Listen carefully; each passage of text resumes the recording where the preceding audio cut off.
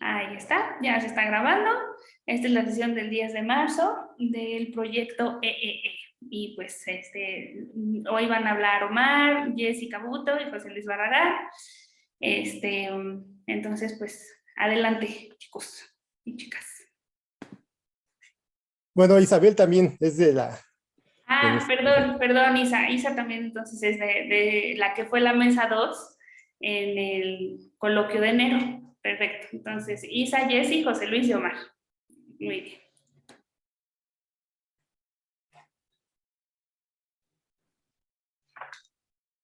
No sé si quieran, bueno, la idea es como platicar un poco de la mesa pasada, que era un poco de la aplicación de las matemáticas a la física en diversos periodos, principalmente del siglo XVII, pero un poco más amplio.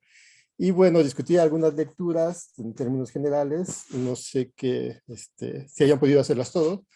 Y bueno, no sé si quieran empezar con alguna cuestión o hayan pensado algo, ¿cómo ven?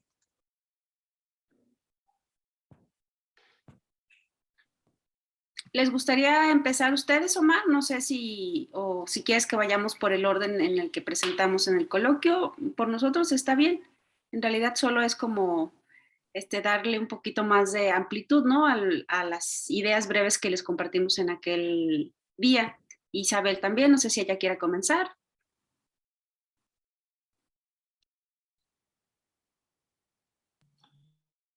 Bueno, pues más que a lo mejor iniciar con alguna exposición de mi parte, una de las cuestiones que pues a mí se me hizo interesante en el artículo de 1974, el de Galileo, era esta cuestión de cómo, o sea, la historiografía que plantea el autor hasta cierto punto la comienza como a diferenciar de Coiré, ¿no? En el aspecto de que empieza o según lo que yo entendí, a mencionar que, pues, antes se leía hasta cierto punto como que el tipo de ciencia que estaba haciendo Galileo lo estaba usando con algo de Platón y algo de los pitagóricos, pero creo que cambia un poco hacia una historiografía en la cual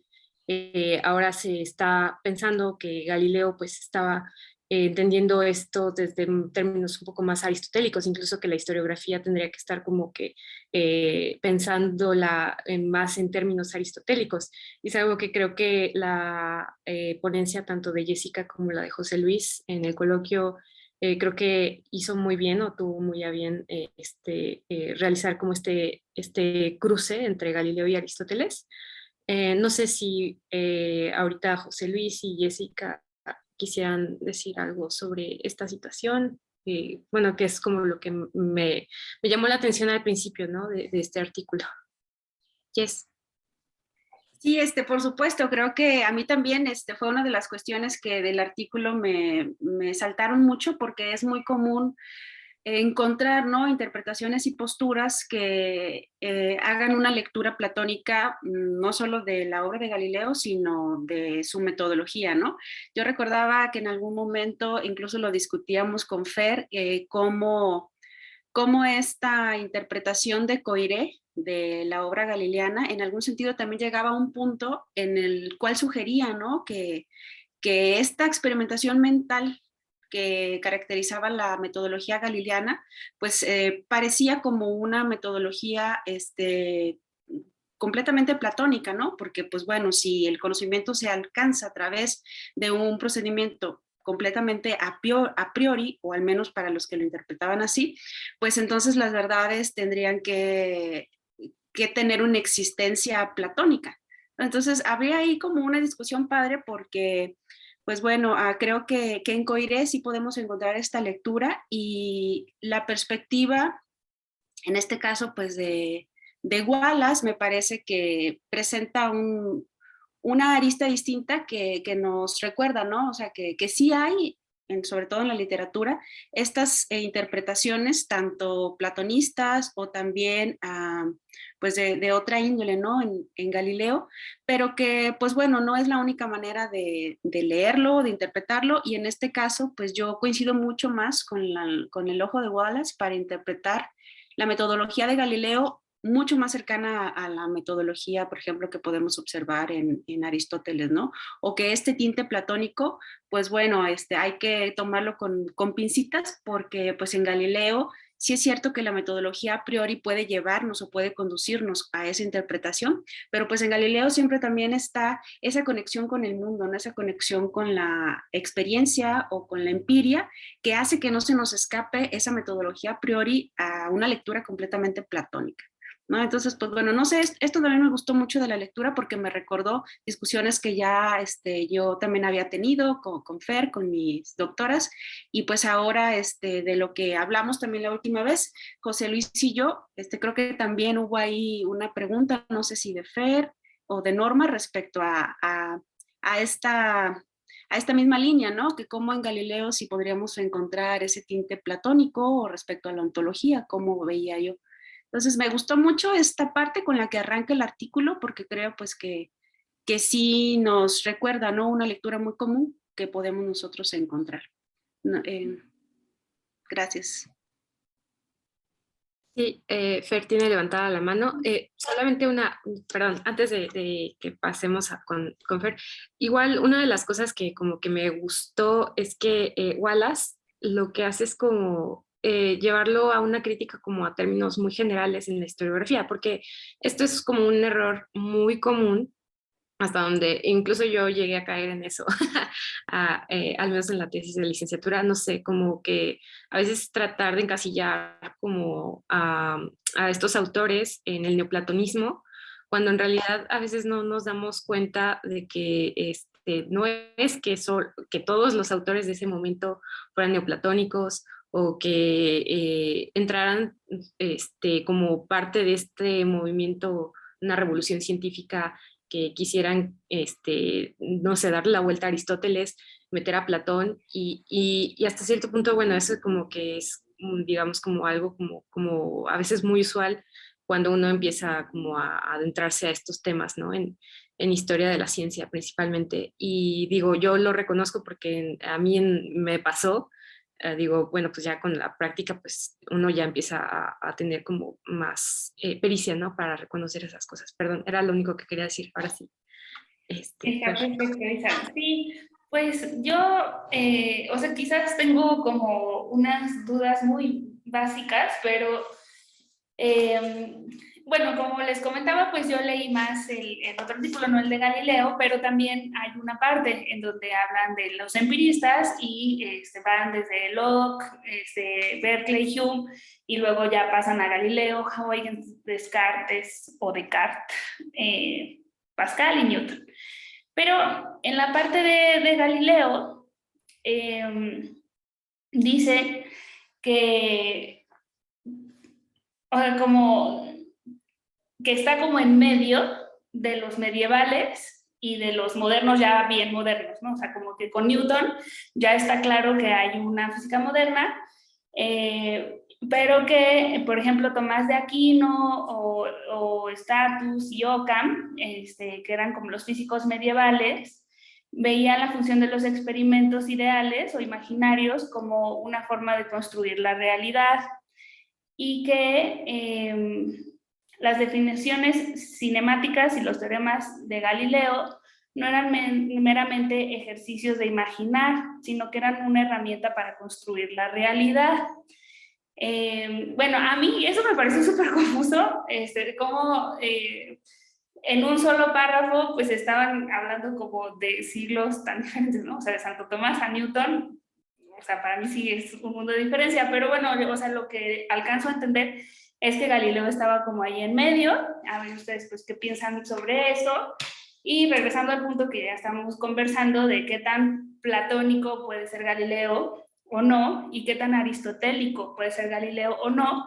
Yo recuerdo que de las biografías que leímos de Galileo, juntas con Jessie cuando estaba haciendo su tesis, pues sí hacían hincapié en que la educación de Galileo había sido extraordinaria, o sea, como que no fue un niño que fue a la escuela normal a aprender la escolástica aristotélica como todas las personas, sino que había tenido como una educación alterna que le había permitido ya en su madurez profesional poder ser más crítico. Entonces ya, pues esos eran mis dos comentarios.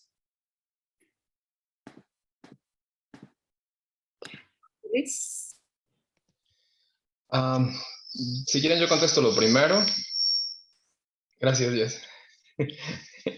Si quieren yo contesto lo primero. Esta parte de donde está hablando entre la primera parte y la segunda parte, en esta primera parte está haciendo como un trazado de lo que se entiende por abstracción, desde una concepción más analítica, podríamos decir. Es decir, viene como esta construcción de lo que es el concepto de abstracción, cómo se construye entre pues, Aristóteles, cómo pasa por Locke, luego por Berkeley, luego por Hume, ¿no? Tiene como este mapeo en la primera parte, y luego en la segunda parte pues trata de hacer esta construcción analítica, digamos, del concepto de abstracción. Por eso pues toma a Galileo y luego salta, digamos, a llegar hasta Frege, por ejemplo, ¿no? Entonces, me parece que igual quizás hay como, pues parecería como que cronológicamente hay mucho espacio, pero me parece pues que en el trato de las ideas pues no hay esos saltos quizás, ¿no? A mí al menos me parece pues como tal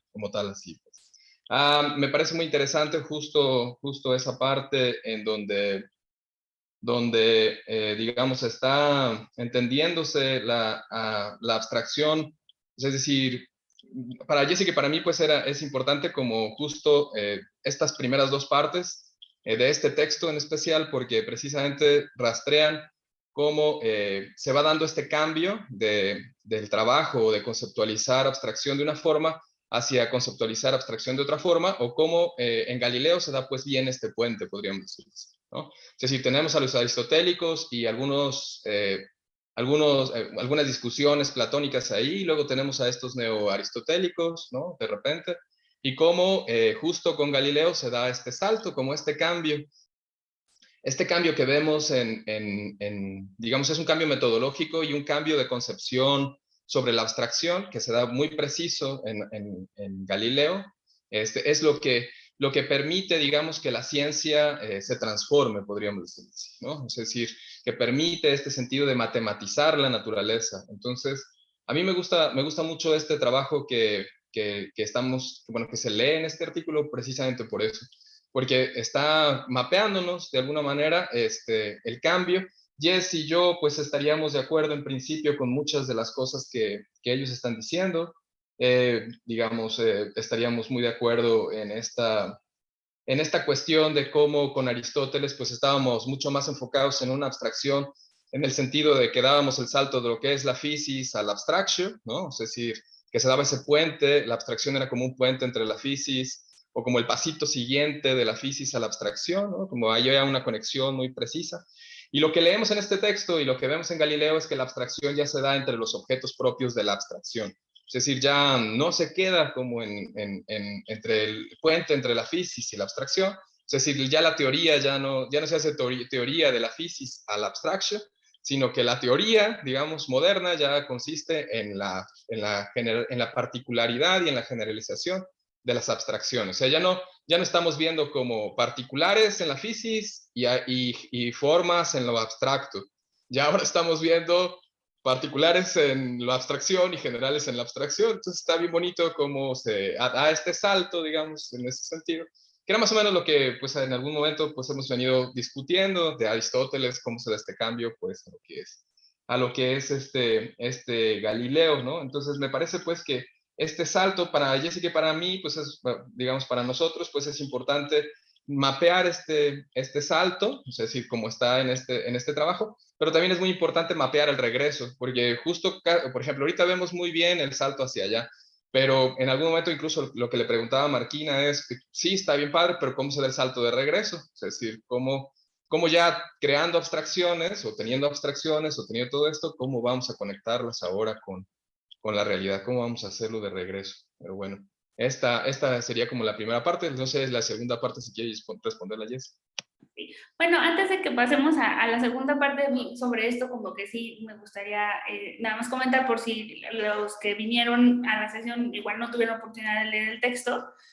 Es exactamente lo mismo que tú dijiste, pero lo voy a decir con las palabras que yo lo entendí. Y es que Aristóteles simplemente definía la abstracción como la agrupación de una serie de individuos o de objetos que tuvieran una misma propiedad, ¿no? Todo lo que es amarillo, todo lo que es azul, todo lo que es blanco. Entonces, es como muy fácil ver que está hablando de objetos, está hablando de una realidad y solamente los agrupa. No hay como, pues, un ejercicio de abstracción tan elaborado como se va después conceptualizando con Locke, con Berkeley y con Hume, cuando ya empiezan a hablar de cuestiones psicológicas, de la capacidad de la mente de capturar esas propiedades o no, de si la abstracción ya no está en el mundo o sí, o sea, ya se pone como muchísimo más interesante el asunto, porque pues en Aristóteles es relativamente sencillo, ¿no? Es así como, bueno, pues están todas las cosas y las agrupamos. Y está muy, o sea, está padre esa definición de abstracción, está muy fácil. Y luego ya Locke y Berkeley, por ejemplo, pues empiezan a discutir sobre si existen o no existen las ideas generales, ¿no? O si, por ejemplo, Hume, ¿dónde está lo de los triángulos? Ajá. Lo de los triángulos lo dice Berkeley, ¿no? O sea, dice, lo que pasa en las demostraciones matemáticas es que son universales, no porque refieran a una idea general, sino porque a lo largo de la demostración ignoramos todas las particularidades de cada uno de los objetos y nos quedamos con la que tienen en común, por ejemplo, ser triángulos, ¿no? Y entonces por eso pues terminamos como hablando de la triangularidad de todos, pero no existe esa universalidad. Lo que existe como, por eso pensaba que lo había dicho Hume, como va a decir Hume después, pues es un mosaico de individuos y la mente es la que hace la abstracción, ¿no? Y ahí pues es más o menos el camino para llegar a Galileo. Pero allí como que, o sea, ya cuando van llegando a Galileo, meten a los medievales en un renglón, como siempre pasa con el medioevo. La verdad, todo el mundo como que lo pone en 3 palabras y ya lo ignoramos. Y bueno, pues por el renglón que estaba allí, se ve que estaba como súper interesante cómo se concebía como una construcción de la realidad. Estaba padre. Bueno, ya, ese era mi comentario sobre esa parte. Y luego lo otro era de qué tan aristotélico es, ¿no? Galileo, sí, dónde lo educaron y eso.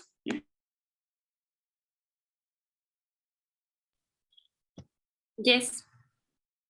Sí, digo, precisamente esto último que decía Fer, pues creo que lo podemos observar desde Aristóteles con esta forma de construcción de las definiciones, ¿no? Que justo ahí encontramos ese antecedente del género próximo y de la diferencia específica, de cómo este proceso de abstracción en sus pininos, al menos del que tenemos registro, se puede ver de una manera muy simplificada, ¿no? En la fórmula aristotélica para construir las definiciones. Cualquier concepto del que queramos construir una definición, pues tendríamos que observar primero su género próximo y luego añadirle como esas diferencias específicas que van agrupando, ¿no? Como tú decías, Fer, a otros objetos en los que algunas diferencias pueden ser dejadas de lado, pero que esas que los reúnen, pues están ilustrando también esa forma en la que abstraemos, ¿no? Como en grupitos. Y bueno, eso me pareció muy interesante porque aunque podemos ir viendo una evolución de esa forma de abstracción que se va haciendo más compleja y más compleja, hasta, por ejemplo, observarla en la práctica de Galileo, que evidentemente, pues, de Aristóteles sí hay una diferencia grande en esta misma forma, ¿no? De abstraer, pues creo que es muy interesante identificar esos saltos y sobre todo, pues, pues conectarlos, ¿no? Como decía José, no solo de un lado, sino ver como qué más, ¿no? Se ha añadido. En el caso de Galileo, por ejemplo, para nosotros era como muy importante traer a la mesa no solo la actividad de la abstracción, sino lo que añadía Galileo, ¿no? En su metodología, que era también la parte de la idealización, que a veces lo pensamos como una especie de, en la abstracción quitamos características y en la idealización como que ponemos, entonces como si fuera una especie de metodología pues que va hacia adelante y que va hacia atrás, ¿no? Una abstracción positiva o negativa, o como muchos otros también han encontrado sus propias formas de llamar a esto. Pero creo que bueno, esto, de alguna manera, pues nos sigue remitiendo a Aristóteles, quizás porque es uno de los principales registros, ¿no? Que tenemos, y pues bueno, seguramente lo encontramos en muchos otros autores, como tú lo estabas ahorita como rastreando, ¿no? En esta historia de las ideas. Como que, gracias. José Luis. Bueno, pues regresando. Y fíjate que, que me parece pues también como muy, si quieres bajarle, Jess, por favor. Me parece como muy importante pues también, por ejemplo, como esta parte de, que mencionas, digamos, que a los medievales se les haga un poco de lado en esta circunstancia específica, pues no me parece tan malo, ¿no? Podría decirlo en el buen sentido de la palabra, porque la mayoría de los medievales, pues Santo Tomás de Aquino y pues no sé, Occam y no sé, algunos de ellos eran como más metidos en una tradición aristotélica, y entonces dentro de esa tradición aristotélica, pues entonces no es posible, digamos, digamos, ponerlos pues como a la par, digamos, que Galileo. Si más bien estamos como en esa tradición aristotélica o vamos en ese camino aristotélico, entonces con Galileo pues lo que hacemos es justo romper con esta vía. Eso me parece pues como esta parte pues de decir, pues digamos, hay un sentido de construir, quizás hay un sentido de construir la realidad, al momento de que realizamos, no sé, quizás idealizaciones, a lo mejor los medievales ya lo estaban viendo así, a lo mejor ya tenían como esa idea en ese sentido, pero pues no es hasta Galileo, sino que verdaderamente nos empezamos a referir a esta construcción en ese sentido bueno de la palabra, de construir la realidad o de construirla por medio de estas idealizaciones que Jess menciona, que podemos pensar en que la ciencia, es decir, en que estamos creando, podríamos decirlo así, ciencia, es decir, que nos retiramos de la idea platónica de vamos a descubrir cosas o estamos solamente descubriendo cosas, sino más bien estamos produciendo. Que era esta última parte también de que viene en el artículo que dice que digamos en este artículo pues que leímos, ¿no? De la, que tú leíste, Fer, también, el de entre la abstracción y la idealización, ¿no? La práctica científica. Que era la última parte, digamos, que eran estos lo que hacen los polacos, hablar de esto, como de una cierta poiesis, podríamos decirlo así, que no se retiran de lo aristotélico, es decir, no renuncian a estas cuestiones aristotélicas como tal. Es como decir, no vamos a aceptar todo el aristotelismo como tal, no lo vamos digamos, el aristotelismo en principio, esta abstracción se queda cortita porque con Galileo vemos como incluso la abstracción que es la eliminativa, o sea, si la de quitarle cosas, es mucho más compleja, es mucho más bonita la abstracción, digamos, galileana en este sentido, es más precisa metodológicamente hablando que lo considerado por Aristóteles, porque simplifica pues de mejor manera las propiedades del objeto porque las despoja de mejor manera, ¿no? Y luego esa simplificación que hace, digamos, Galileo, la enriquece con esta cuestión de la idealización. Y entonces, por ejemplo, para los polacos, digamos, los que estamos leyendo en esta tradición, los que están trabajando, digamos, de los que se está haciendo este estudio, entonces los polacos también hablan de esto como eso, como un producir. Hablaba algo así como de que producimos, habría como tres, como un sentido de energía, ¿no? Que habíamos por ahí, que es sentido de imágenes sensitivas, imágenes de la memoria y imágenes productivas, ¿no? Y en ese sentido de imágenes de ideas humeanas. Si te fijas, esa idea de decir ideas humeanas, parecería como que somos platónicos, pero no, le estamos despojando esa metafísica platónica, estamos simplemente hablando de ideas en ese sentido, de contenidos ¿no? Como decía, es más psicológico. Y Galileo es esa misma cuestión. Es decir, a Galileo se tiende a vérsele platónico por este sentido de, está idealizando. Pues es platónico, ¿no? Y entonces dices, no está idealizando en ese sentido platónico o en ese sentido metafísico, al menos siguiendo también lo que dice este texto. Y lo que nosotros creemos también, pues, ¿no? Para Jesse y para mí es más esta otra línea.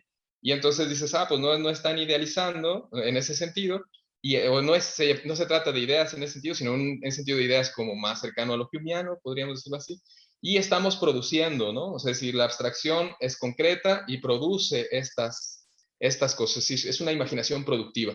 Mientras que tienes, también esto es importante porque mencionabas que había una abstracción en Aristóteles y me parece que son dos. Había la abstracción esta de por un lado, parece como una abstracción generalizante y una abstracción numérica, podríamos decir, sí, es algo así, ¿no? Tienes toda la razón, o sea, decía, puedes agrupar todos los objetos amarillos o puedes nombrar a los 3 objetos amarillos que tienes enfrente de ti. Y entonces Exacto. ahí sería nada más decir 3 individuos. Exacto. Tienes, por ejemplo, la enumeración o una enumerativa que sería como, voy a agarrar las características de cada uno de estos individuos y ya eso me permite una generalización. O por el otro lado voy a hablar de la propiedad, ¿no? O sea, tengo una propiedad y ya esa propiedad la aplico o digo cuáles individuos cumplen con esa propiedad y ya tengo otro tipo de conjunto.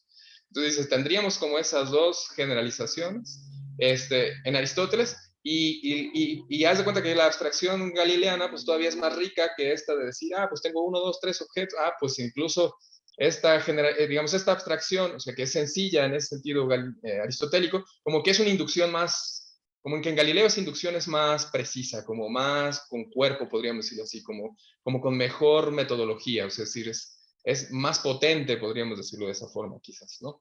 El texto me gusta mucho porque llega a una parte donde habla de Frege, cómo esta línea de construcción, cómo esta línea de construcción de la abstracción nos lleva a Frege, y cómo donde nos lleva a Frege, o sea, decimos, en Frege se soluciona este problema. Y en Frege se soluciona muy bonito porque dices, toda esta discusión que estaba en Berkeley, toda esta discusión que estaba en Locke, toda esta discusión que estaba en mismo Hume, llegamos a Frege y dice, se soluciona. ¿Cómo se soluciona? Pues con 3 niveles, bien padres, ¿no? O sea, que son los niveles de la lógica, precisamente, ¿no? Pues todos, más o menos, yo creo que ya estamos familiarizados con eso, que es la cuestión analítica. Decimos, no es lo mismo decir que Juan es mentiroso, que todos los hombres son mentirosos, a decir que todo es mentira. Entonces dice, son 3 niveles distintos. Nosotros vamos a quedar con los 2 primeros y vamos a decir, Juan es mentiroso y todos los hombres son mentirosos. Esta es la generalización que nosotros vamos a hacer. Esta universalidad, pues, ni nos interesa, ¿no? Es decir, ¿sí? Más positivista imposible. Ajá, exactamente, ¿no? O sea, dices, esta universalidad, esto no es lo universal. Lo universal consiste en esta, ¿no? La analiticidad universal consiste en esta segunda, en crear esos conjuntos, en crear esas cuestiones. Y si te fijas, no está muy lejos de lo de Aristóteles. O sea, si te fijas, estas dos formas, la inductiva y la de las propiedades, más o menos, o sea, no está tan lejos. Es mucho más precisa con Galileo, me parece que es mucho más bonita y más precisa, pero no está tan lejos. Y esa tercera, ese sentido de universalidad que teníamos, como de decir, lo universal, y pues ya decimos, pues es universal. En Berkeley, por ejemplo, ya lo empezamos a ver, en mismo Locke lo empezamos a ver, que es universal. No estamos hablando de esa clase de universales. Es un universal más estoico, es decir, es una idea estoica del universal. Ya Frege, pues no sé si ustedes han leído a Susan Bobsien, pero Frege salió muy raspado con esta muchacha, en el buen sentido de la palabra, porque ella es una historiógrafa muy, muy inteligente y agarró a Frege y hagan de cuenta que tomó un montón de cosas de los estoicos. O sea, ella es una experta en estoicos, ¿no? Entonces leyó a Frege y dijo, Chihuahua, pues estoy leyendo lo mismo, ¿no? Y entonces, hagan de cuenta, como le hicieron a al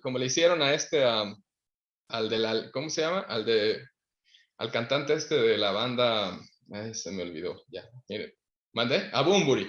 Como le hicieron a Bunbury, lo agarraron sus canciones de Bunbury y vieron los poemas y entonces empezaron a ver que se parecían un montón los poemas de este lado y las canciones de Bunbury, ¿no? Es decir, que decían, chihuahua, mira, este poema se parece un montón a la canción de Bunbury. Pues así le hicieron a Frege, ¿no? Es decir, agarraron los estoicos y empezaron a decir, mira, esto lo dicen los estoicos, esto lo dices, por ejemplo, Zenón, ¿no? Por decirlo así. Ahí esto lo dice, o yo qué sé, ¿no? Y esto lo dice Frege, y entonces empiezan a comparar y dicen, mira, es exactamente lo mismo.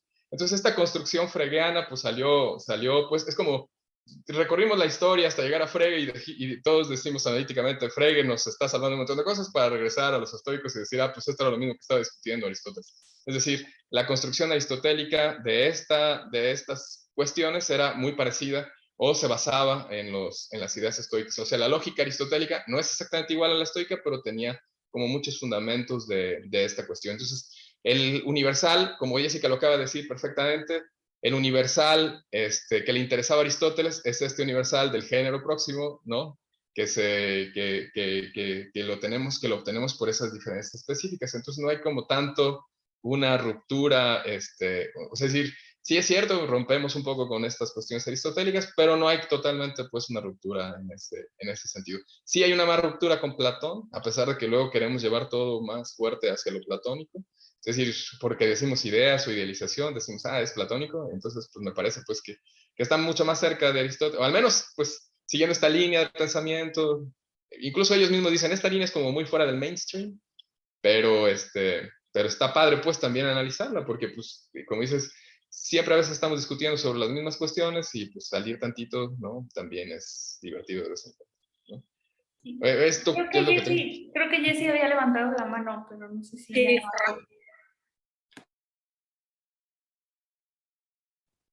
¿Qué? Ah, perdón, es que como le pongo mute, escucho a lo lejos y ahorita no entendí. Que yo había levantado la mano, ¿verdad?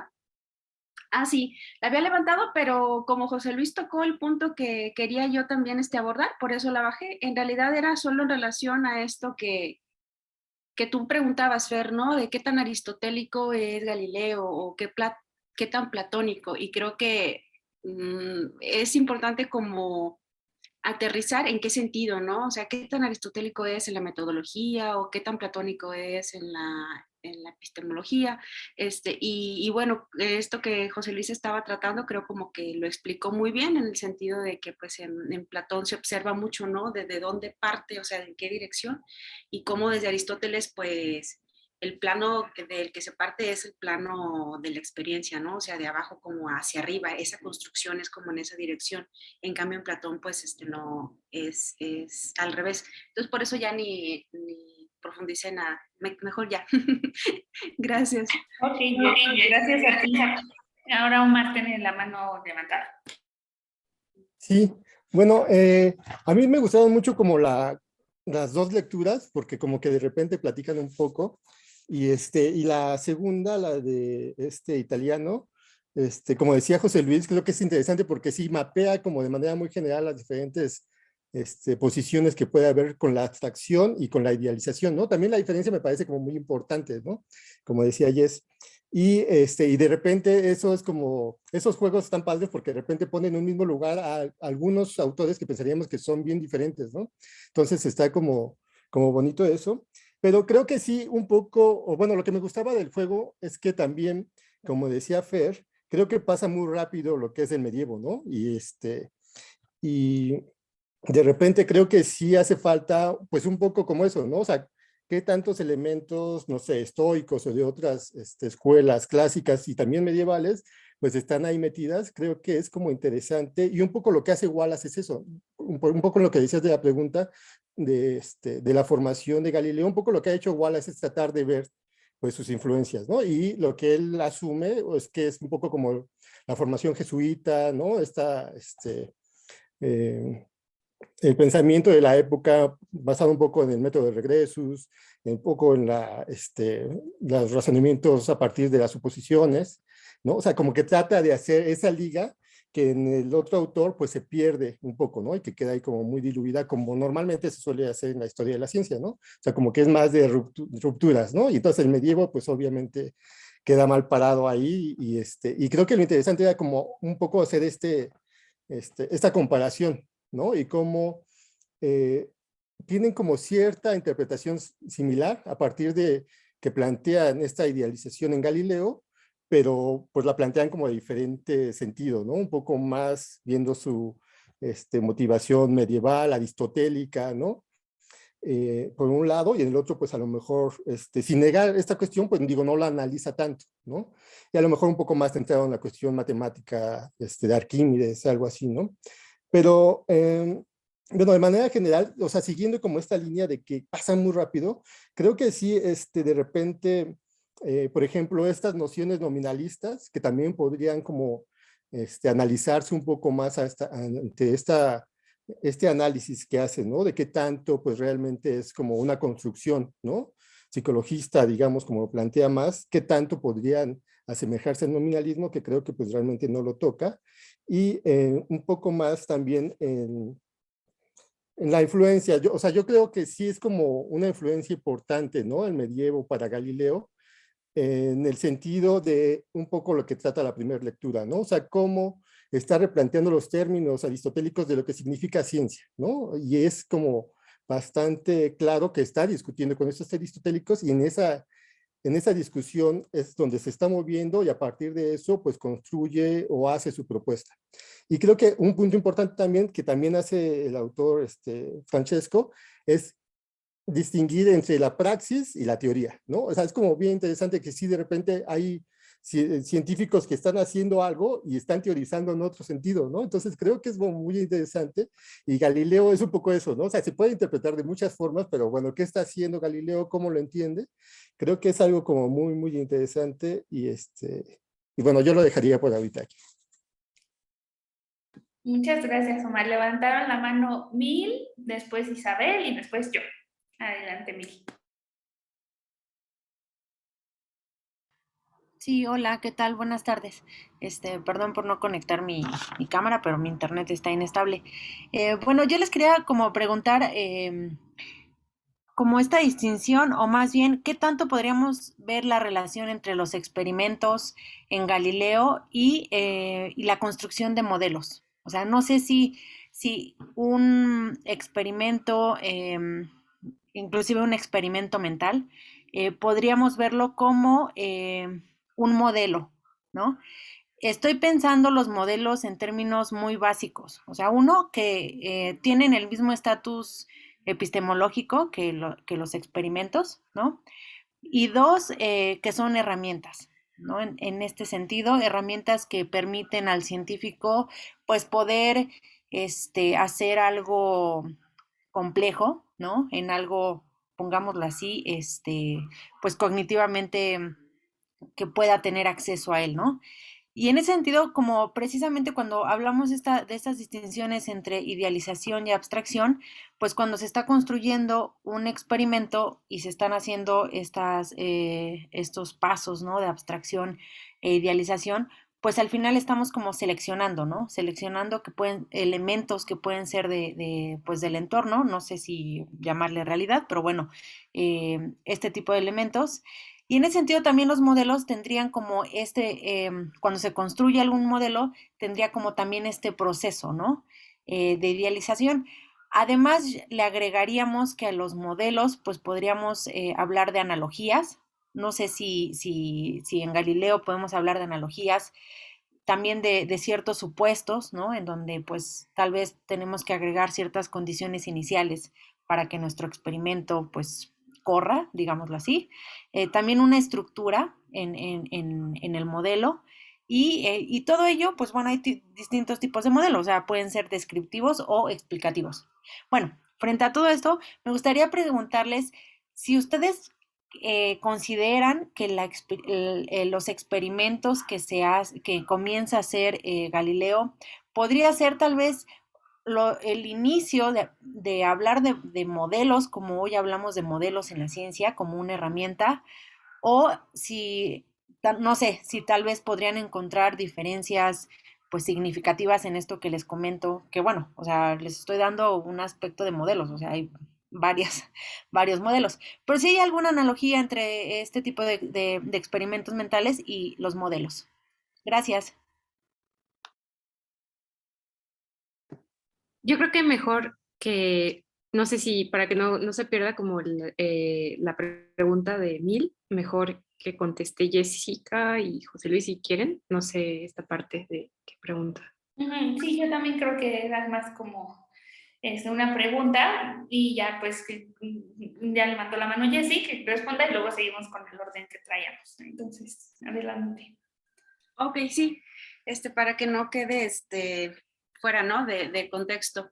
Pues creo que depende mucho, Mil, como tú misma lo dijiste, de cómo estás pensando los modelos. Ahora que nos compartes cuál era como tu postura frente a estas herramientas, pues creo que sí podemos encontrar como puntos en común, como tú misma lo estabas aquí diciendo, entre experimentos mentales, o sea, como esta herramienta metodológica, y si también podemos ver a los modelos como una herramienta metodológica, evidentemente que vamos a encontrar varios puentes, ¿no? Entre ambos.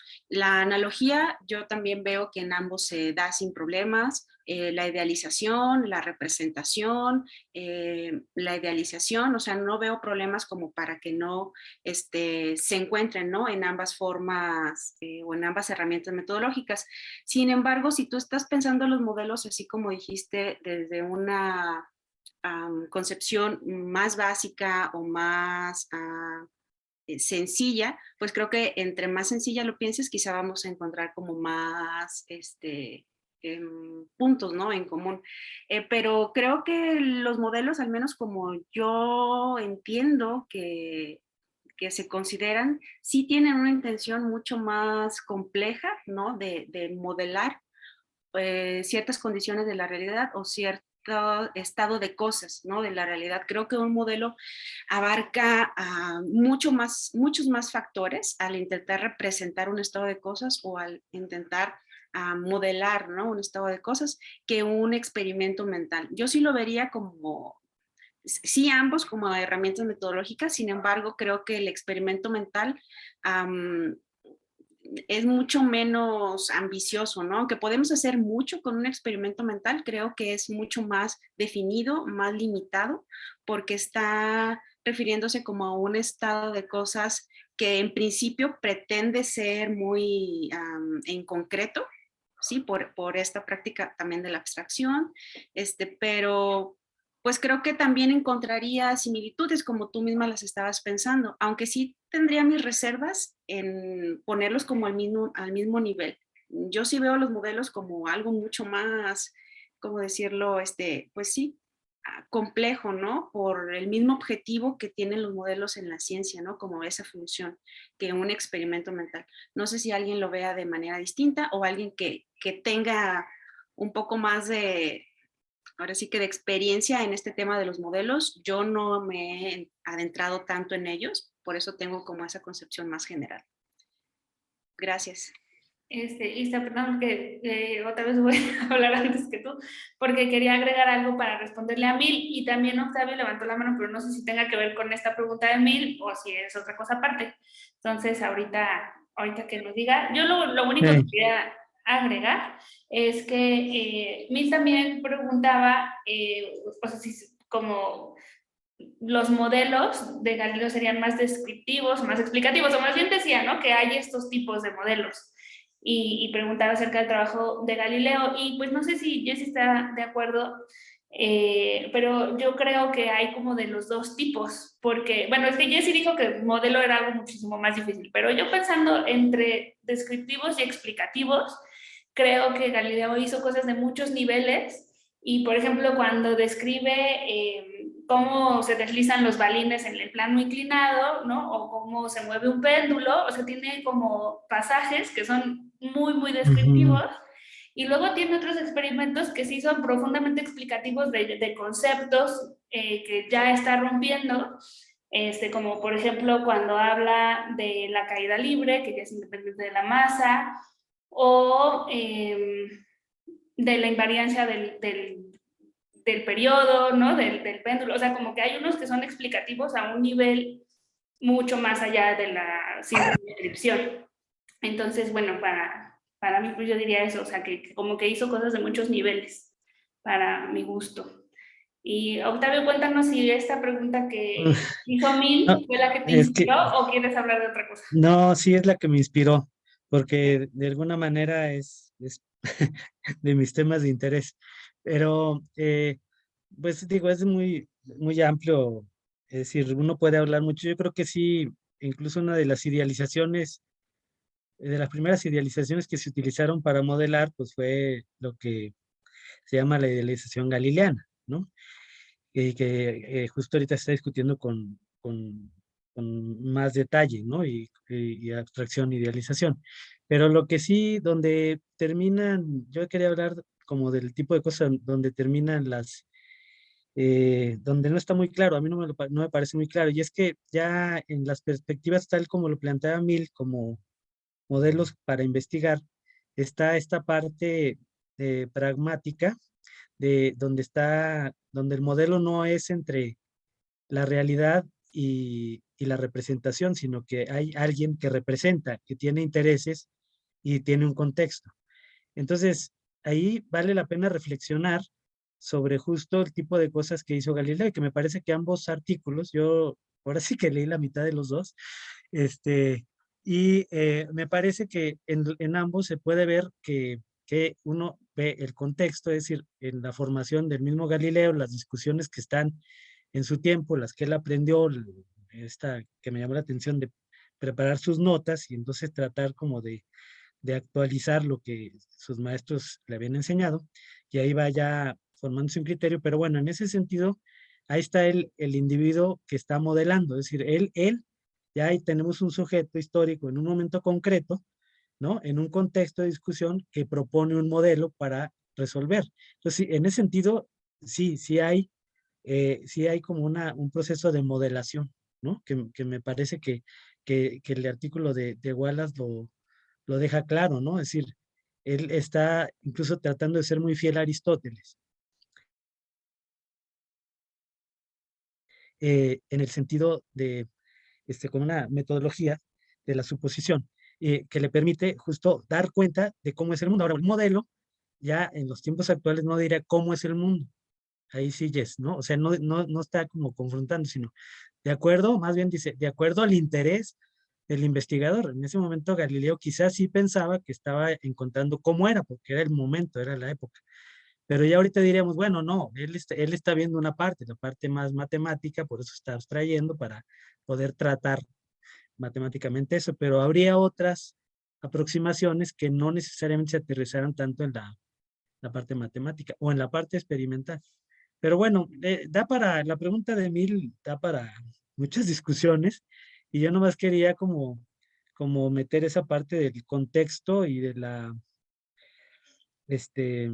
sujeto, pues, que modela, ¿no? Que es más, que actualmente se piensa más en modelación, más que en modelos de algo, ¿no? Eso es todo. Muchas gracias, Octavio. Ahora sí le damos la palabra a Isa, que Igual no sé si, bueno, José Luis levantó la mano, igual no perdón, sé si para complementar no lo vi. José Luis. Sí, es que no tengo manita, porque tengo ya casi 2 años con bajando digo, usando y no lo he descargado, pero bueno, no me aparece la manita, entonces cada vez que quiero decir algo tengo que levantar. Pero bueno, en la página 36 del artículo que tenemos, que leímos, pues, este artículo largo, nos dice algo así como que los modelos son como un método de descripción analítica, o bueno, tenemos un método de descripción analítico y que nos permite, digamos, conectar con las definiciones o con estas realidades, de este segundo tipo que decíamos, no con estas realidades de la física. Es decir, tenemos a la física, tenemos a lo abstracto, y donde está lo abstracto tenemos estos dos tipos de particulares y universales. Y entonces tenemos estos dos tipos de particulares y universales, y toda esta tradición que leímos de Berkeley, de todos estos que leímos, ¿no? Toda esta tradición que tenemos ahí, digamos, esto se describe con un método de descripción analítica, y este método de descripción analítica nos dice que los modelos se refieren a la realidad, se refieren a esa realidad. Digamos, tenemos modelos que se refieren a ese tipo de realidades, a las teorías, digamos, o a estas construcciones que hacemos de este mundo abstracto. Por eso, como tal, digamos, no conectan propiamente con la realidad física de alguna forma, pero sí nos permiten hacer o modelar cosas en este segundo plano, podríamos decirlo así, o en este plano que nosotros consideramos como lo analítico, podríamos decirlo, de este sentido. Creo que en este punto, se llama, no sé cómo pronunciarlo, creo que algo así como Sesovsky, Chechovsky o alguna cosa así, porque son nombres pues Sí, polacos medio perdón, raros. a mí también me sonaban todos a diamantes y dije, soy un ignorante de los nombres polacos porque eran Sí, como es que el único que sé es el Stebowski, de, Wiboski, todos. ajá, el único que conozco es Lukasiewicz, entonces era el único que más o menos Lukasiewicz o Lukasiewicz, ¿no? Alguna cosa así como que me sonaba más familiar, pero todos estos no me sonaban tan así. Entonces, bueno, pero la cosa es esa. Entonces, creo que Mildred, si lo vemos en este sentido de la tradición analítica, pues sí, o sea, es decir, ciertamente sí Galileo está haciendo eso en algún sentido, o sea, sí está haciendo eso porque está creando, o sea, a partir de los experimentos mentales está produciendo explicaciones, produciendo modelos que nos permitan explicar cosas en esta realidad abstracta en la que estamos trabajando, ¿no? Este tipo de abstracciones de este segundo nivel, que son las que estaríamos trabajando. Creo que serviría, me parece, pues, como para responder eso, ¿va?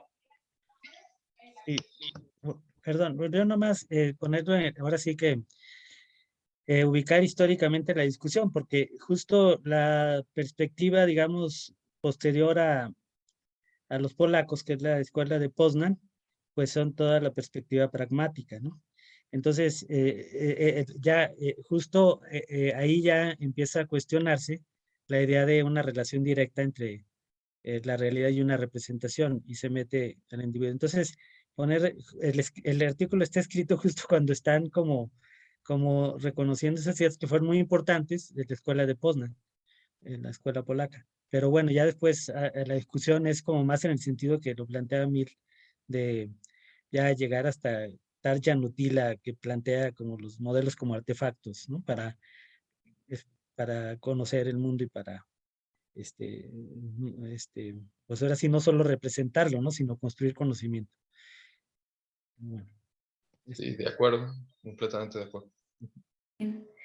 Muy bien. Bueno, pues ahora sí, Isa, el micrófono es todo tuyo. Ah, sí.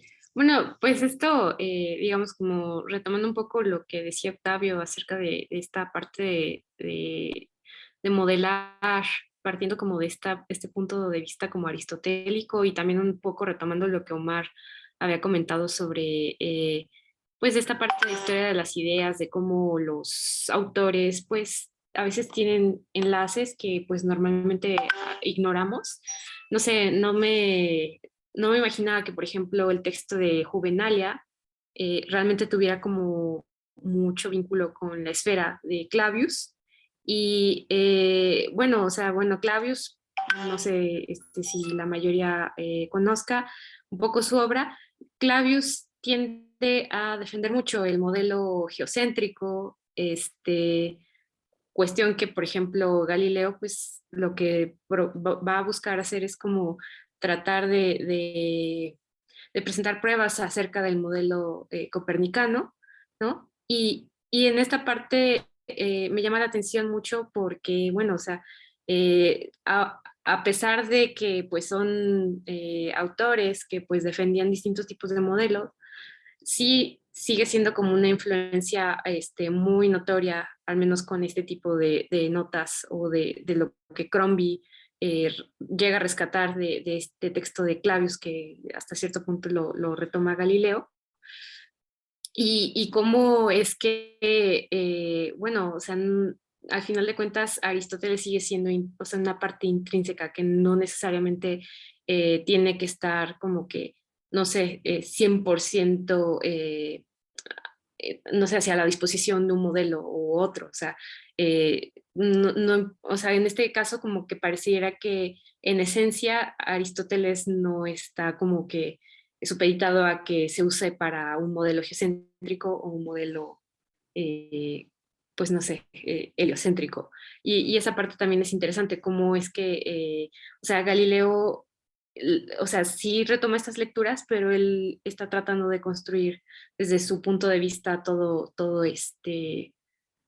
pues para su fin, ¿no? O sea, el fin de defender a Copérnico. Nada más era eso lo que quería mencionar. Sí, muchas gracias, Isa. Pues que tiene relación con lo que decía hace rato Jessy, ¿no? Que cuando pregunto qué tan aristotélico era Galileo, bueno, respecto a qué, o qué tan platónico respecto a qué, ¿no? Porque finalmente pues está muy difícil no ser aristotélico en nada, si eres o sea, como de la cultura occidental, pues siempre vas a tener algo, ¿no? O sea, que se emergió de Aristóteles alguna vez. Pues yo el punto que quería resaltar era uno que Omar pasó, pero que a mí también me llamó mucho la atención, y es como la separación entre la teoría y la práctica en este artículo del italiano. Aquí tengo el nombre, se llama Coniglione. Porque sí, o sea, justamente se supone que, bueno, con la escuela polaca habla como de una perspectiva pragmática, ¿no? Donde hay una relación entre la realidad y la representación. Y luego ya hacia al final, ya cuando hace las conclusiones filosóficas, hace una lista muy simpática de 4 posibles posturas de los científicos y 4 posibles posturas de los filósofos. Y entre las posturas de los científicos, las que distingue es así como, bueno, una es que adopten el método idealizador o idealizante en la práctica y en la teoría, o que solamente lo adopten en la práctica, o que solamente en la teoría, o en ninguna de las dos. Y pues yo creo que muchos filósofos de la ciencia no estarían de acuerdo en que es posible como separar estas dos cosas de esa manera. O sea, quizás este autor pues tendría que defender cómo lo ve él, pero pues justo en el evento que les decía que estábamos hace ratito Norma Ivonne y yo, ella decía, ¿no? O sea, que las prácticas hacen a los significados y los significados vuelven a influir en las prácticas, y pues sí, muchos pensamos que en realidad son dos niveles que están indiscutiblemente mezclados, ¿no? Aunque analíticamente los podamos como distinguir para estudiarlos, pero bueno, pues para mí la práctica y la teoría van de la mano, y sí se me hizo raro eso en esta lista de las posibles actitudes científicas. Por ahí levantó la mano Omar otra vez, no sé. No sé si alguien vaya en ese sentido, es que yo le iba mi comentario iba más en lo que decía Isabel. No sé si... No, pues adelante, adelante. ¿Sí? Sí, bueno, un poco de lo que dices ahorita, creo que a mí se me hizo interesante precisamente porque no necesariamente lo que hacemos corresponde con lo que concebimos que hacemos, ¿no? Entonces a mí como que sí se me hizo interesante esa distinción.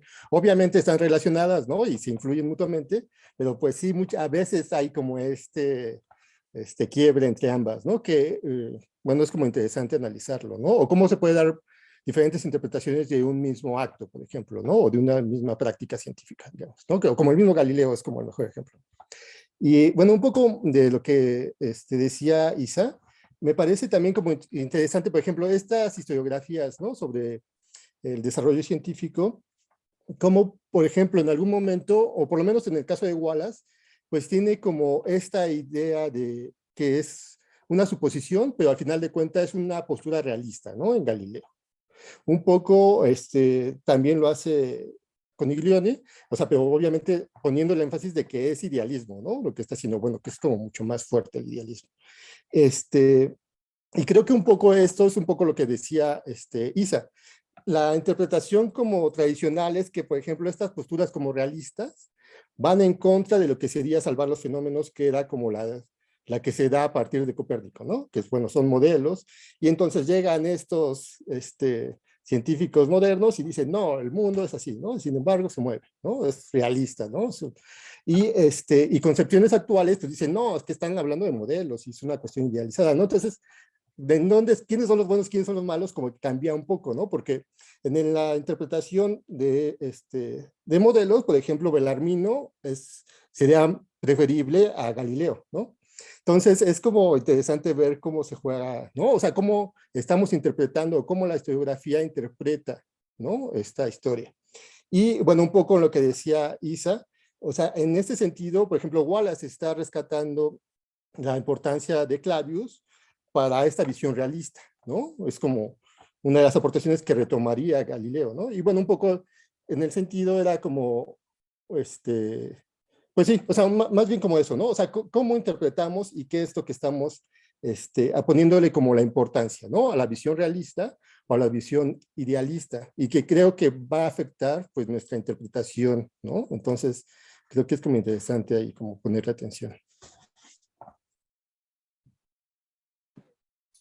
Sí, no sé si, bueno, Jessy levantó la mano y después yo. Adelante, Jessy.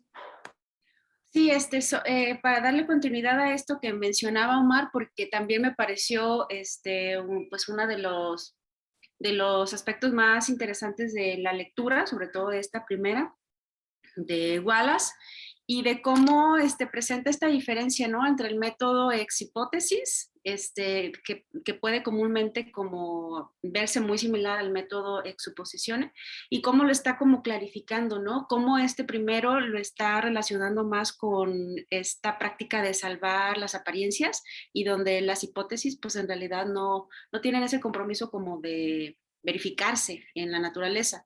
Y como en Galileo, para Wallace, el método que realmente está poniendo en práctica Galileo no es el método de ex hipótesis, sino el de ex suposición. Y no sé ustedes, pero cuando estaba yo leyendo, ¿no? Esta forma en la que Wallace está explicando el método y que está diciendo cómo, a diferencia de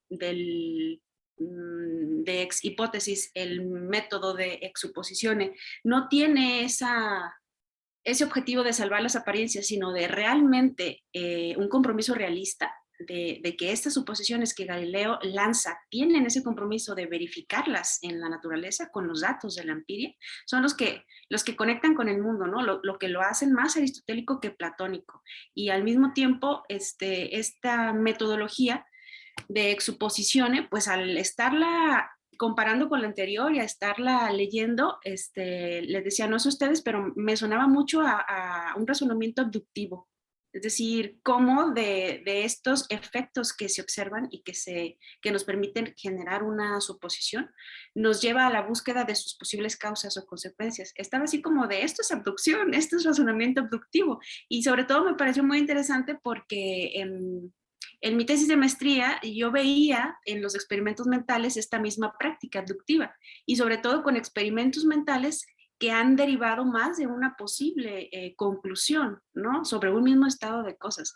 Entonces, bueno, no sé qué opinen ustedes, pero sí me llamó mucho la atención que este método, o sea, fuera muy cercano a la abducción, y pues yo estaría de acuerdo en principio con Wallace que la metodología de Galileo pues es así, ¿no? Sobre todo por esa conexión que para Galileo es el punto de partida y el punto de regreso, la empiria, la observación de la naturaleza. Más allá de las abstracciones, por más complejas que se realicen, de las idealizaciones, de la imaginación, etcétera, de todos los factores que influyen en la metodología, pues siempre, ¿no? El punto de origen es el punto de retorno. Gracias. Muchas gracias, Jessy. Pues yo quiero compartirles una parte del artículo que tiene que ver con lo que estamos discutiendo, y pues a ver si alguien puede profundizar al respecto, porque yo no, pero bueno, justamente, o sea, decíamos, ¿no? Que se está hablando de Galileo y de cómo Galileo pues después inspira a Huygens, a Descartes, a Pascal y a Newton. Y como se acordarán, la vez que vino Marquina como invitado, se mencionó que había una evolución en el concepto de hipótesis, o en cómo usaba la palabra hipótesis Newton, pues a lo largo de su vida, ¿no? Pero aquí justamente, bueno, lo que se menciona es que cuando Newton dice que no finge hipótesis, que él no finge hipótesis y que Bacon también va a adoptar esta actitud, lo que pasaba es que Newton tenía como una aversión justificada en contra de las causas sustanciales, ontológicas. O sea, según yo, pues ahí hay como una pelea con Aristóteles y creo que también con Descartes, pero bueno, lo voy a leer tal cual lo dice el artículo. Dice, Newton tenía una versión justificada contra las causas sustanciales o sustantivas, ontológicas, metafísicas, y con la posibilidad de admitir propiedades o cualidades ocultas.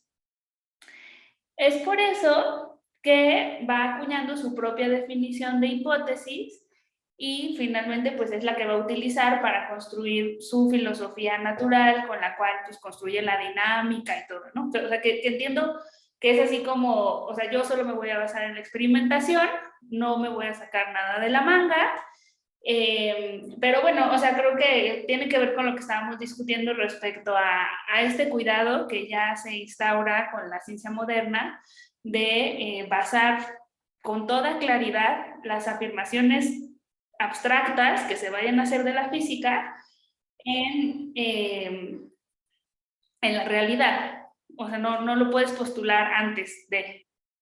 Eso era lo que quería compartirles, a ver qué opinan. Y bueno, si quieren decir algo más de esto, los aristotélicos, porque, o sea, ¿qué onda con la búsqueda de las causas sustantivas ontológicamente? Que creo que tiene que ver con las 4 causas aristotélicas, pero no me lo sé bien. Sí, solo esto que decías, Fer, ¿no? Creo que tiene razón en afirmar que debe de haber una prioridad lógica en la postulación de la suposición y que ésta debe de surgir de la naturaleza y no cualquier hipótesis especulativa que se te ocurre y luego buscar, ¿no? Si coincide o no. Entonces creo que sí hay una prioridad lógica que es muy clara en Galileo y que, bueno, de alguna manera pues nos está guiando, ¿no? Sobre la utilidad de las suposiciones, pero en ese orden, no al revés. Y que el caso de Newton es súper interesante porque se lanza este tipo de afirmaciones, ¿no? Como, no, yo no fijo hipótesis y no sé qué, cuando sabemos que se la pasaba haciendo cosas de alquimia y escribiendo sobre la historia de la cultura israelí, no sé qué, que está plagado de suposiciones metafísicas, ¿no? O sea, este otro interés tan profundo de Newton, del elixir de la vida eterna, de entender cómo Dios está en el universo, o sea, es pura metafísica, ¿no? Lo que hace el 75% del tiempo. Entonces, es como un poquito hasta esquizofrénico que luego venga y nos diga, no, yo no postulo nada menos que esté súper bien justificado. José Luis, adelante. Pues creo que eso tiene que ver bastante agradable con con esta cuestión de Aristóteles, de lo que consiste pues la praxis. O sea, es decir, también hace un momentito mencionabas esto de que los polacos hacen esta distinción entre práctica y teoría. Pues esta distinción, pues no sé por qué la distinguen así. A lo mejor ellos mismos se metieron en esta tradición analítica y terminaron cayendo en la trampa de la misma tradición analítica. Pero en Aristóteles pues no está esto, en Aristóteles pues la práctica y la teoría pues son la misma cosa, ¿no? Es decir, como bien lo dijiste, divididas para el análisis, pero pero parte de lo mismo, ¿no? Es decir, en Aristóteles las 4 formas de practicar o las 4 actividades en las que hacemos cosas, pues tenemos la actividad espiritual, tenemos que sería la praxis como tal, tendríamos la teoría, que es la búsqueda de la verdad, y tendríamos pues la tecné, que nos permite pues buscar el arte o las cuestiones de la belleza y las cuestiones de la salud. Entonces justo creo que esto sirve pues para entender también a Newton, o sea, es decir, cuando Newton está haciendo esta cosa mística y está haciendo estas otras cosas de alquimia y allá, anda por allá perdido en esta cosa de la praxis, ¿no? Es decir, tiene que ver con estas cuestiones del espíritu o del Geist, quizás en el sentido, no sé, tiene que ver con estas cuestiones del espíritu. Y cuando está buscando respuestas sobre la ciencia, pues está metido en esta otra parte de la teoría. Entonces, creo que tiene pues que también la teoría pues también tiene esta parte de la separatio, que también pues, tiene unas cosas ahí místicas, ¿no? También tiene aquí para romper para tratar de llegar a las cosas que están separadas, pues solamente lo podemos alcanzar así como platónicamente a través de otras cosas mistéricas o yo qué sé. Entonces, bueno, pero lo tenemos que hacer pues como de ese lado. Me parece pues que esa sería como esa parte de poder entender quizás a Newton, al menos yo me lo explicaría así en ese sentido como de, pues Newton no es que sea esquizofrénico, sino simplemente está poniendo en práctica pues, sus actividades humanas, podríamos decirlo así. Y la otra cuestión, pues esa otra que decías hace ratito que me quedé con esa sensación de que tenía que decir algo quizás, era esta justo que decías, pues eso de la práctica, ¿no? Es decir, la práctica y la teoría pues no son cosas separadas, digamos, tenemos una tradición o había una tradición en el mismo mainstream que nos dice que práctica y teoría son dos cosas. Yo trabajé en mi tesis justo, lo que yo quería decir era que la práctica matemática no está separada en ese sentido, o sea, está separada, justo tenemos el análisis, nos permite para analizar, entender que hay distintas prácticas o distintas formas de abordar la práctica, pero la práctica es una sola. Es decir, el matemático no está haciendo, o sea, hace cosas diferentes cuando está practicando su práctica, pero no significa que haya muchas prácticas, o sea, si no significa ¿no? Que se pueda leer, esto es la práctica y esta es la teoría, o esto es una, o sea, sino que me parece que hace una práctica de diferentes formas, o se puede ver de diferente manera su práctica, pero no está como separado eso también. A mí también me llamó mucho la atención cuando llegaron hacia el final y dije, mira, cómo no me tocó estar en su escuela en esos días para haberles dicho, no es cierto.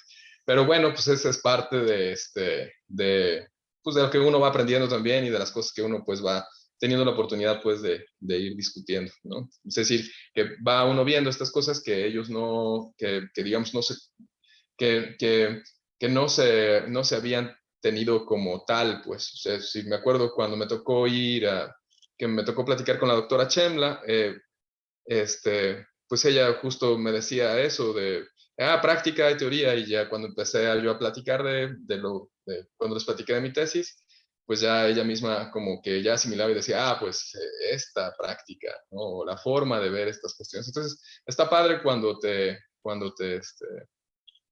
lo que dices, pues de alguna forma, pues enriquece, ¿no? Las mismas conceptualizaciones que todos tenemos. Bueno, era todo. Bien.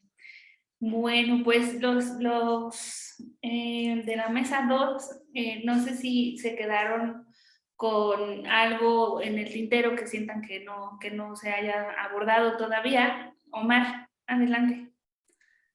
Sí, bueno, nada como muy acá, nada más, a mí también me saltó lo de la abducción que decía Jess, o sea, como que se me hizo como interesante como verlo así, o sea, más allá de esta interpretación realista, ¿no? Que hace Wallace, o sea, y volvemos a lo mismo, ¿no? O sea, a lo mejor él lo concebía como realista, ¿no? O sea, descubrió como el sistema del mundo, ¿no? Cómo se mueven los cuerpos, cómo caen. Y bueno, ahí se pueden decir muchas cosas, pero bueno, es un poco, lo está haciendo y cómo lo concibe, ¿no? ¿Qué es lo que hace y cómo lo concibe, ¿no? Sería como esta distinción. Y si realmente coinciden ambas, ¿no? Pero sí, creo que es como interesante precisamente ver eso, ¿no? O sea, que realmente pues están procediendo de manera abductiva y bueno, ya su compromiso ontológico pues ya será, pues si es realista o no, sería de otra manera, pero digo, creo que es como interesante concebir la práctica de Galileo y de la ciencia de esta manera. Y un poco también en el caso, por ejemplo, de Newton, ¿no? O sea, sí, no solamente en la distinción entre sus prácticas, ¿no? Que muchas veces, pues más bien la esquizofrenia es más bien a partir de nuestras concepciones que se les queremos imponer, ¿no? Pero creo que el mismo ideal, ¿no? De su frase de no fingir hipótesis, pues ya está ahí como claro, ¿no? Un compromiso también epistemológico, ontológico. Y creo que también un poco la línea es, pues, que como Galileo, pues lo que está haciendo es más como físico-matemática, ¿no? Entonces ya no está, un poco por la pregunta que decías, ¿no? De estas cualidades, causas últimas, o no sé qué decías, o sea, creo que es como la distinción, ¿no? O sea, él no se va a meter en esas causas, sino está Las viendo. causas ontológicas. Ajá, sí, un poco eso, ¿no? Que sí, obviamente es como mucho más aristotélico y él lo está haciendo, pues, físico-matemática, digamos, ¿no? Y bueno, incluso en esas, creo que en esas causas también habría que ver qué tanto se ajusta al modelo de definiciones de género y especies, ¿no? O sea, porque esas causas últimas, pues, no es tanto que se agrupen, ¿no? Sino que más bien se sacan a partir de, se postulan, digamos, ¿no? También es una idealización, ¿no? O sea, como las cualidades, como los elementos aristotélicos, ¿no? Entonces también no creo que la epistemología aristotélica se reduzca solamente a esta generalización, digamos, ¿no? Entonces también sería interesante verlo con más detalle. Pero bueno, era eso nada más. Sí, muchas gracias, Omar. Sí, pues probablemente Newton diría así como, bueno, yo no quiero saber así nada de la primera causa, porque esa ya la tengo clara, ¿no? O sea, ni siquiera necesito preocuparme por ella. Mejor me ocupo pues de aquí el mundo vulgar, como él llamaba, así le dice al mundo de los humanos. Muy bien. Bueno, chicos, pues no sé si quieran que pause la grabación y pasamos a anuncios y cuestiones logísticas, que también hay varias cosas que conversar. Solo antes de ponerle pausa, pues sí quisiera saber si alguien más desea agregar algo a los comentarios de las lecturas del día de hoy. Bueno, entonces ya voy a parar la grabación y les pido que no se vayan para hacer algunos anuncios.